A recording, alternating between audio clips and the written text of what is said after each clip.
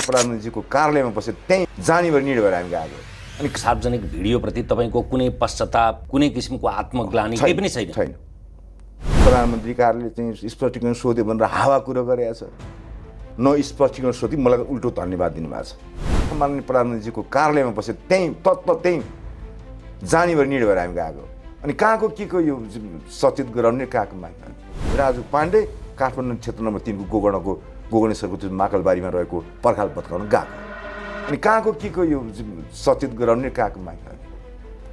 राजु पाण्डेले आफ्नो काम गरेको छ, व्यक्तिगत काम गरेको, जनताको काम गरिरहेको छ।